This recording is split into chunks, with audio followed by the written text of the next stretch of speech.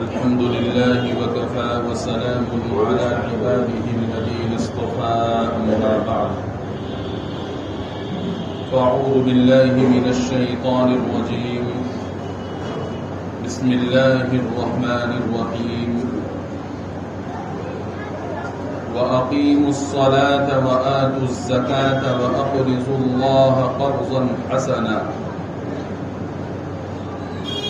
قال النبي صلى الله تعالى عليه وآله وسلم بني الإسلام على خمس شهادة أن لا إله إلا الله وأن محمدا عبده ورسوله وإقام الصلاة وإيتاء الزكاة والحج وصوم رمضان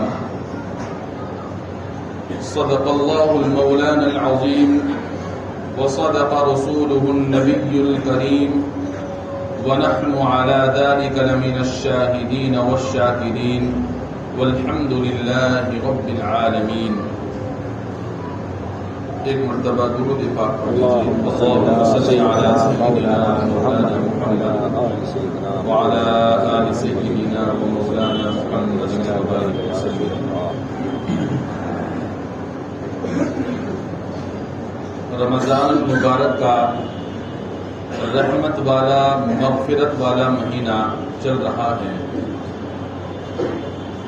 اور اللہ تبارک و تعالی کی رحمتیں اپنے بندوں کی طرف متوجہ ہو رہی ہیں اور وہ بندے جو گناہ گار تھے نافرمان تھے اللہ کی طرف سے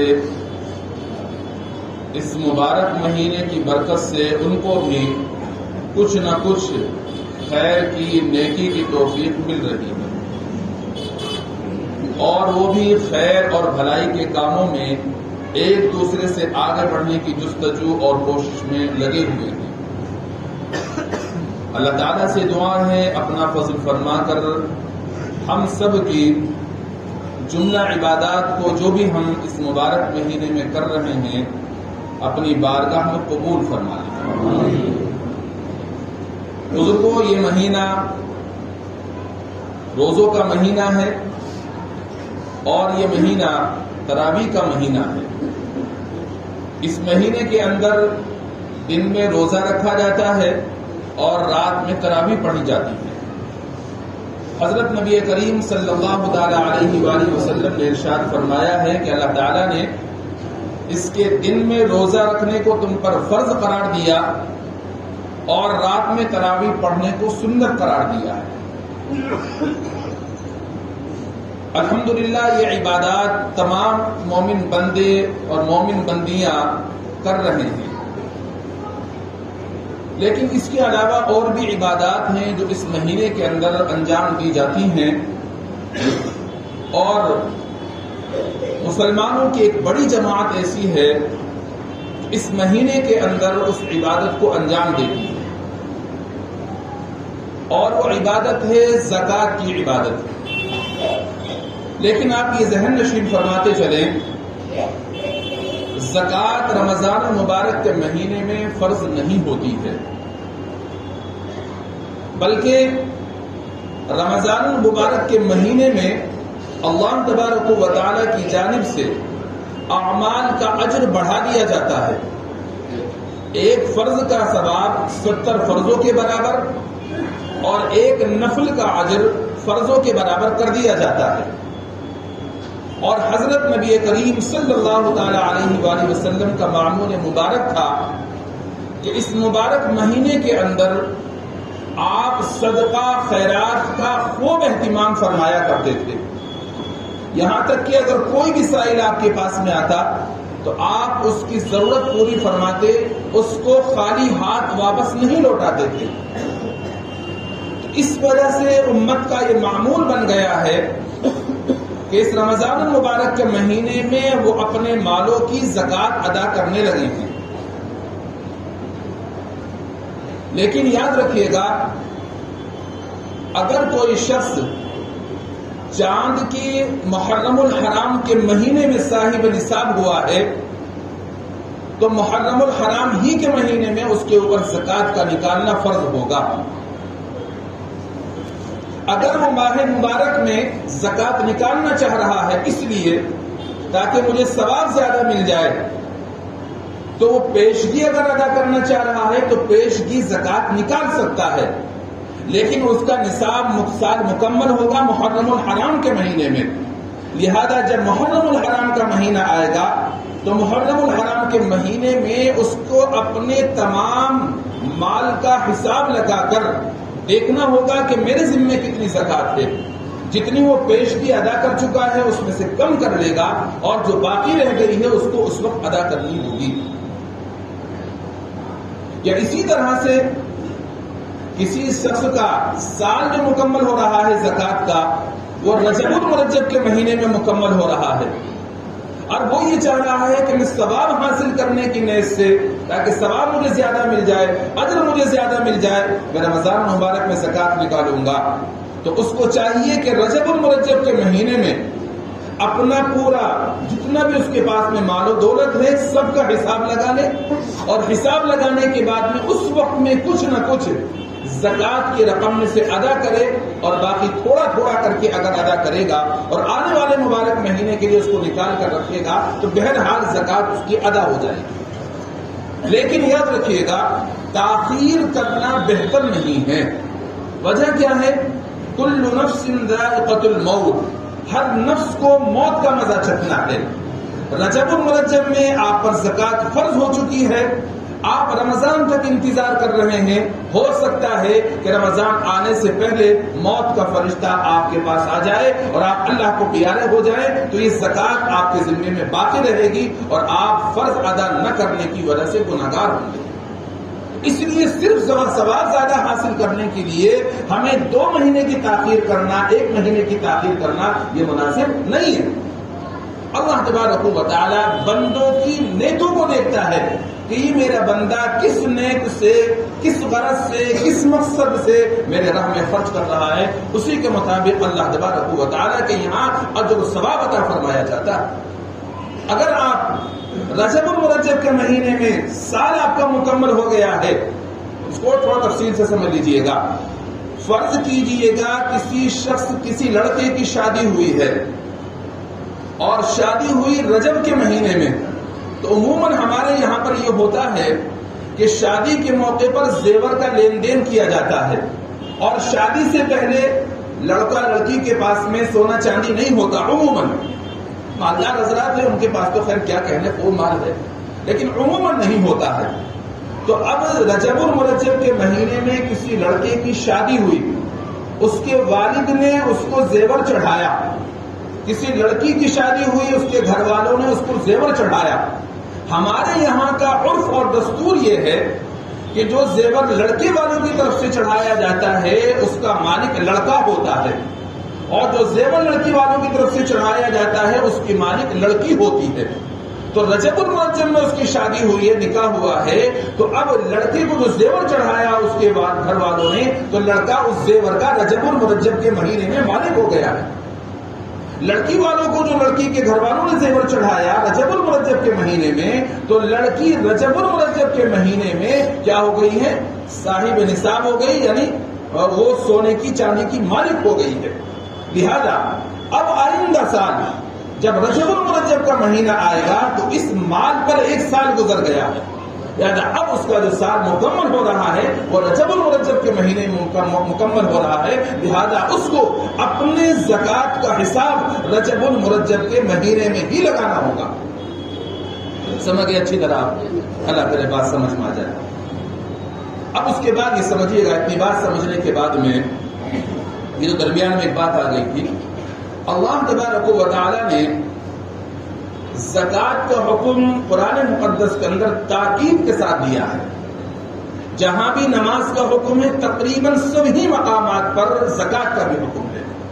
اقیموا الصلاۃ وآتوا الزکاۃ واقیموا الصلاۃ وآتوا الزکاۃ واقیموا الصلاۃ وآتوا الزکاۃ، نماز قائم کرو، زکات ادا کرو۔ اور جہاں اللہ تبارک و تعالیٰ نے اپنے نیکوکار بندوں کی صفاتوں کو شمار فرمایا ہے، وہاں بھی اللہ تبارک و تعالیٰ نے یہ ارشاد فرمایا یقیمون الصلاۃ ویؤتون الزکاۃ، کہ وہ نماز کو قائم کرتے ہیں اور زکات ادا کرتے ہیں۔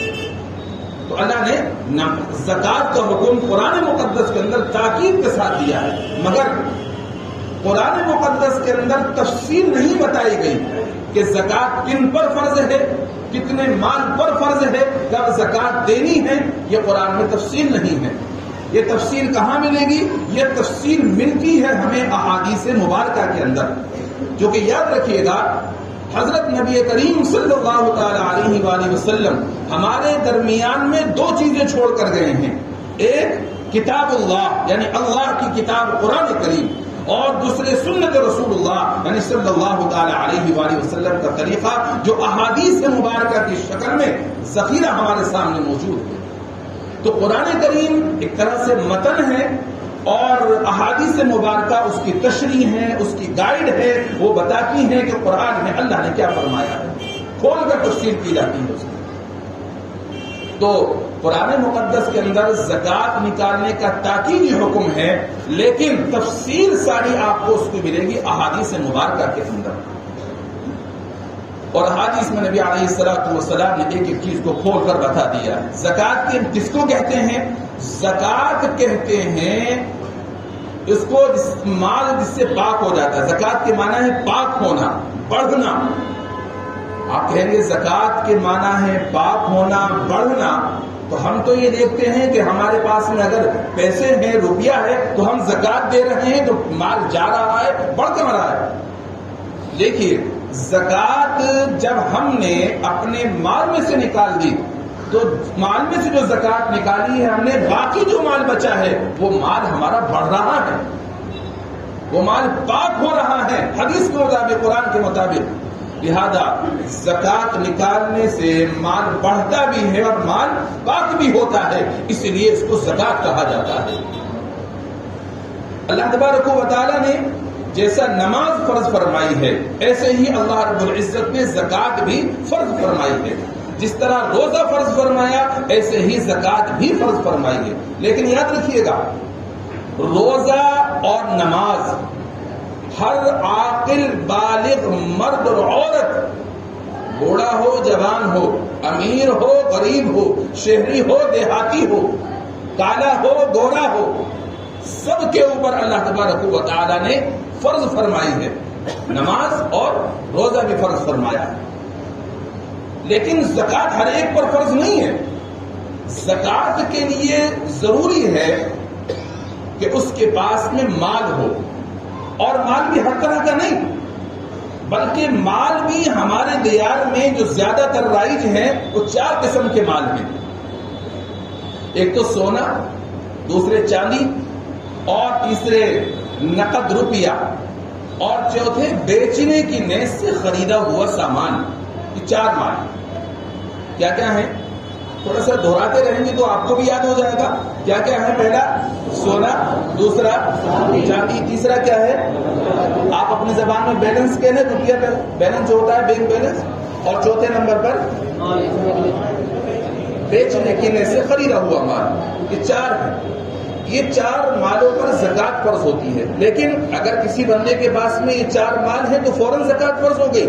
نہیں، فوراً زکات فرض نہیں ہوگی، بلکہ ان میں بھی جب ان کے پاس میں ایک مقدار کو پہنچ جائیں گے جس کو نصاب کہا جاتا ہے، جب وہ نصاب کو پہنچ جائیں گے تب جا کر کے زکات اس میں کیا ہوتی ہے؟ فرض ہوتی ہے۔ اور اگر وہ اس نصاب کو نہیں پہنچے تو پھر زکات فرض نہیں ہوتی ہے۔ نصاب کیا ہے؟ نصاب ہے پہلے زمانے کے اندر درہم چلا کرتے تھے، تو اس زمانے کے اندر چاندی کا جو نصاب تھا تو چاندی کے حساب سے 200 درہم ہوتے تھے، چاندی کے 200 درہم، اور ہمارے جو پرانا وزن ہے، پرانا وزن کے اعتبار سے 52.5 تولے چاندی ہوتی تھی۔ چاندی کا وزن کتنا؟ پرانے 200 درہم اور پرانا جو وزن تھا ہمارا کیا ہے 52.5 تولے چاندی، اور آج کل جو وزن ہمارے یہاں چل رہا ہے اس کے اعتبار سے 612 گرام 360 ملی گرام، کیا ہے 612 گرام 360 ملی گرام۔ اگر کسی شخص کی ملکیت میں کم سے کم اتنی چاندی ہے یا اس سے زیادہ ہے تو پھر اس کے اوپر کیا ہوگا؟ زکوٰۃ فرض ہو جائے گی۔ اور سونے کا جو نصاب ہے، پہلے زمانے میں مسقال چلتے تھے، تو سونے چاندی کا جو قدیم وزن ہے وہ 20 مسقال ہے، اور 20 مسقال ہمارے جو پرانا وزن ہے اس کے اعتبار سے 7.5 تولے چاندی ہوتی ہے، اور آج کا جو ہمارا وزن ہے ہمارے آج کے وزن کے اعتبار سے 87 گرام 480 ملی گرام ہوتا ہے۔ کیا ہے 87 گرام 480 ملی گرام جو آج کل وزن چل رہا ہے۔ تو اگر کوئی شخص سونے کا مالک ہے اور سونا اس کے پاس میں اتنی مقدار میں ہے تو اس کے اوپر کیا ہوگا؟ زکوٰۃ فرض ہو جائے گی۔ اب کسی کے پاس میں تھوڑا سونا ہے، تھوڑی چاندی ہے، تھوڑا نقد روپیہ ہے، اور تھوڑا اس کے پاس میں کیا ہے بیچنے کی نیت سے خریدا ہوا سامان ہے، تو اب اس میں سب کی مالیت کو جوڑا جائے گا، اور سب کی مالیت کو جوڑنے کے بعد میں اگر اتنا ہو جاتا ہے جس میں 52.5 تولے چاندی آ جاتی ہے پرانے وزن کے اعتبار سے، تو اس کے اوپر زکوٰۃ کیا ہو جائے گی؟ فرض ہو جائے گی۔ اچھا، بیچنے کے بارے میں ایک بات اور اپنے ذہن میں بٹھاتے چلیے کہ ہمارے یہاں پر جب تجارت کا لفظ بولا جاتا ہے نا اور بیوپار کا لفظ بولا جاتا ہے تو ہمارا ذہن فوراً اس طرف جاتا ہے کہ دکان کر رکھی ہوگی، تجارت کرتا ہوگا، دکان ہوگی اس کی، بیوپار کرتا ہوگا۔ لیکن تجارت کے لیے، بیوپار کے لیے دکان کا ہونا لازم اور شرط نہیں ہے۔ آپ کوئی چیز اگر خرید رہے ہیں اور اس چیز کو خریدتے وقت میں آپ نے یہ نیت کر لی کہ میں اس کو اس وقت خرید رہا ہوں، جب اس کی قیمت بڑھ جائے گی میں اس کو فروخت کر دوں گا، دکان نہیں بھی ہے تب بھی آپ تاجر ہو گئے۔ جیسے ہمارے یہاں اس وقت میں پلاٹ کی خرید و فروخت کا دستور بہت زیادہ ہے، ہر آدمی تو پلاٹ کی دکان لے کے بیٹھا ہوا نہیں ہے، وہ کسی سے بات کرتا ہے، بات کرنے کے بعد میں پلاٹ خرید لیتا ہے اور وہ یہ نیت کر لیتا ہے کہ میں نے اس وقت پلاٹ خرید لیا، ابھی میری بچی چھوٹی ہے، جب بچی بڑی ہو جائے گی میری تب اس کو بیچ دوں گا، کچھ پیسے منافع کے آ جائیں گے، بچی کی شادی آسانی سے ہو جائے گی۔ تو اب اس نے خریدتے وقت میں کیا نیت کی؟ بیچنے کی نیت کی، یہ نیت کی کہ جب اس کی قیمت بڑھ جائے گی میں اس کو بیچ دوں گا، لہٰذا ابھی تاجر ہو گیا، حالانکہ دکان نہیں کھولے ہوئے۔ آپ نے گھڑی خریدی اور گھڑی خریدتے وقت میں آپ کی یہ نیت تھی کہ میں اس گھڑی کو خرید رہا ہوں لیکن اس کی قیمت بڑھ جائے گی تو میں اس کو گھڑی کو فروخت کر دوں گا، تو یہ آپ کی نیت بیچنے کی ہے، لہذا آپ تاجر ہو گئے۔ میں نے 1-2 مثال دے دی ہے، باقی آپ سمجھدار ہیں ماشاءاللہ، کچھ سمجھ جائیں گے۔ تو جو سامان بھی آپ نے بیچنے کی نیت سے خریدا ہے وہ آپ تاجر ہو گئے ہیں، اور اس سامان پر آپ کے اوپر زکوٰۃ کا نکالنا لازم اور ضروری ہو گیا ہے اگر وہ نصاب کو پہنچ گیا۔ تو آپ پلاٹ خریدیں یا فلیٹ خریدیں، اگر وہ نصاب کو پہنچ رہا ہے تو زکوٰۃ آپ کو اس کی ادا کرنی ہوگی، چاہے بچی کی شادی کی نیت سے خریدیں یا حج پر جانے کے ارادے سے خریدیں یا ویسے ہی منافع حاصل کرنے کی نیت سے خریدیں۔ بہرحال اگر آپ نے بیچنے کی نیت سے خریدا ہے، کوئی بھی سامان خریدا ہو، تو آپ اس کو مال تجارت مان کر کے جس وقت میں زکوٰۃ کا حساب لگائیں گے اس کو بھی شامل کریں گے۔ اور یہ بھی یاد رکھیے گا، ہم جو یہ زکوٰۃ نکالتے ہیں یہ کوئی احسان نہیں کر رہے، یہ تو اللہ کا انعام عظیم ہے کہ اللہ رب العزت نے ہمیں مال دیا، پھر ہمارا امتحان لینے کے لیے اللہ تبارک و تعالیٰ نے ہم سے فرمایا کہ میرے بندو لاؤ میرے راہ میں خرچ کرو، وَأَقِيمُوا الصَّلَاةَ اور نماز قائم کرو، وَآتُوا الزَّكَاةَ اور زکات ادا کرو، وَأَقْرِضُوا اللَّهَ قَرْضًا حَسَنًا اور اللہ تبارک و تعالیٰ کو قرض حسنہ دو۔ کیسا قرض ہے آپ جانتے ہیں؟ آپ نے اگر دنیا کے اندر کسی کو پیسے ادھار دیے وہ آپ کو واپس ملنے ہیں، معافی کے نیت سے نہیں دے رہے آپ۔ تو جو اللہ تبارک و تعالیٰ کے راہ میں آپ زکات ادا کر رہے ہیں میرے بزرگوں، یہ زکات در حقیقت اللہ تبارک و تعالیٰ کو دے کر کے آپ اپنے نامہ اعمال میں نیکیوں کا اضافہ کروا رہے ہیں، اللہ پر کوئی احسان نہیں کر رہے۔ اس کو اس طرح سمجھ لیجیے گا، ایک باغ ہے اس کا بیٹا ہے. باپ اپنے بیٹے کو 10 روپے 20 روپے دیتا رہتا ہے. ایک دن باپ نے اپنے بیٹے کو 10 روپے دیے اور 10 روپے دینے کے بعد میں بیٹے سے کہا بیٹا ذرا اس میں سے 2 روپے مجھے دے دو. اب یہ باپ اس بیٹے سے جو 2 روپے مانگ رہا ہے، کیا باپ کو اس 2 روپے کی ضرورت ہے؟ بتائیے مجھے. ضرورت تو نہیں ہے نا، بھائی اسی نے تو 10 روپے دیے ہیں. ابھی وہ جو 2 روپے مانگ رہا ہے، باپ کو اس 2 روپے کی ضرورت نہیں ہے، بلکہ باپ یہ جانچنا اور امتحان لینا چاہتا ہے کہ اس بندے کو مجھ سے کتنی محبت، کتنا تعلق ہے کہ میرے مانگنے پر جو میں نے اس کو دیے ہیں اس میں سے دیتا ہے یا نہیں دیتا ہے. اس جانچنے کے لیے باپ اس سے 2 روپے مانگتا ہے.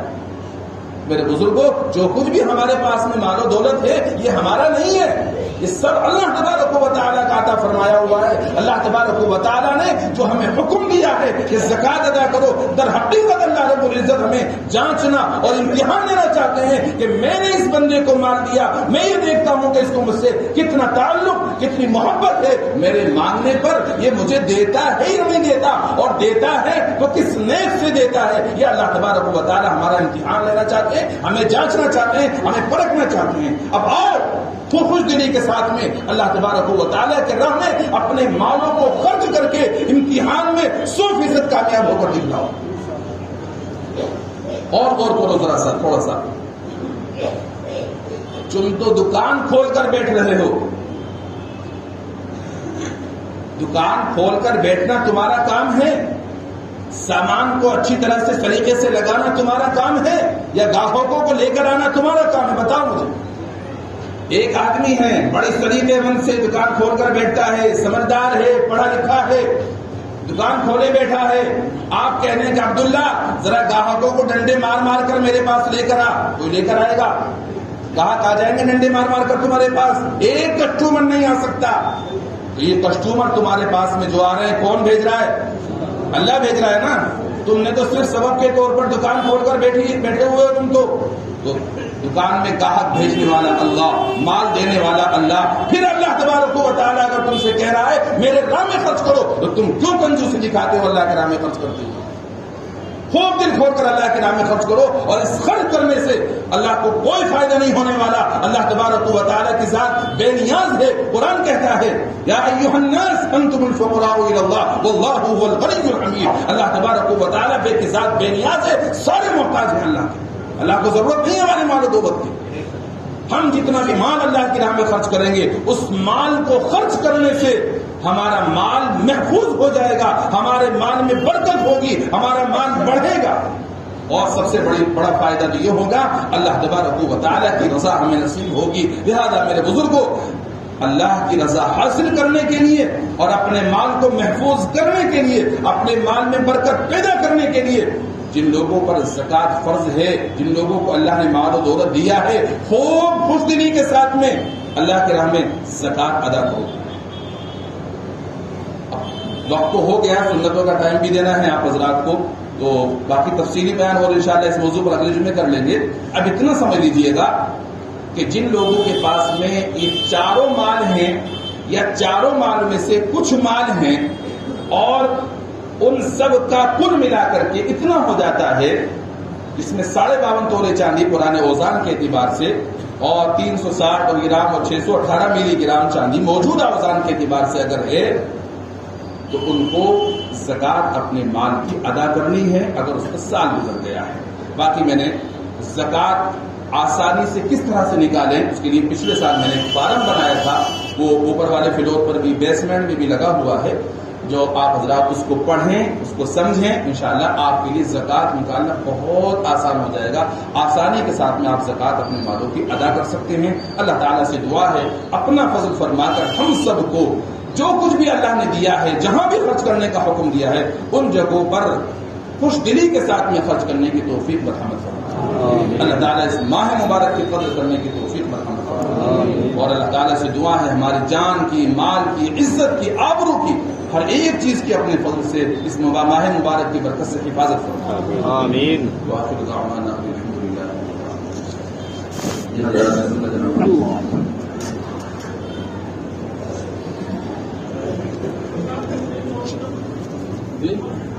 جی ہوگا.